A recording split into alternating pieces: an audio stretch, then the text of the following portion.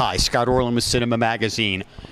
You've been waiting for this. The movie is finally coming to theaters, Alita, Battle Angel, and the man responsible for bringing it to you, Robert Rodriguez. Congratulations on the movie. Thank you. Talk a little bit about the source material. I mean, I've never heard of Mangas before. I didn't really know what it was. How familiar with you with this prior to making this movie? Well, I knew what mangas were. I mean, they're very popular amongst us artists. I started as a cartoonist, but I didn't know that one. When I saw that Jim was going to do the movie, I saw a little, story. It said Jim Cameron was going to direct Battle Angel, and I saw a drawing of her. I said, oh, that's a manga. But I didn't want to look it up because it made it sound like that was his next movie, so I didn't want to know how it ended and everything. So I thought I would stay away from that one, even though I'm curious what it is, what he saw in it.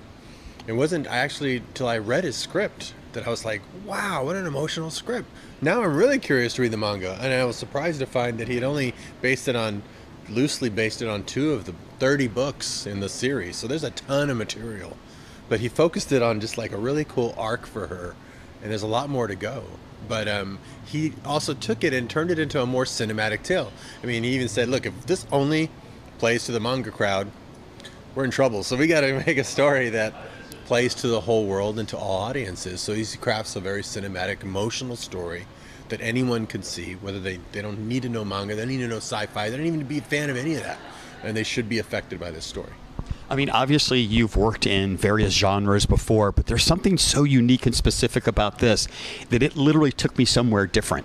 What were the technological and artistic challenges? I mean, once you see this movie with the motorball race and, even some of the kind of the robots that are half human, half alien, so to speak. Well, what's great about an artist that it costs $10 to make a manga. It's ink, it's paper.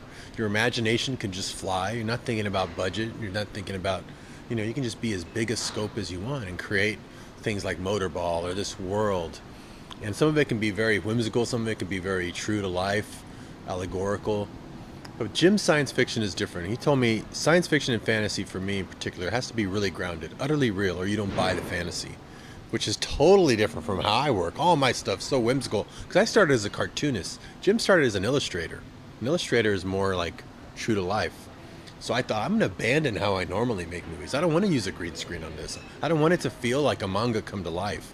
I don't want it to have that layer of artifice. I want real sets, real locations, real actors. She really bites an orange, so it's really grounded and gritty, and then you buy it. So the motorball and things like that, the challenge was taking all the drawings and making it actually engineered to where you looked at it and you go, that works. I could see that working. That shoulder would connect to that. That engine would actually propel him forward.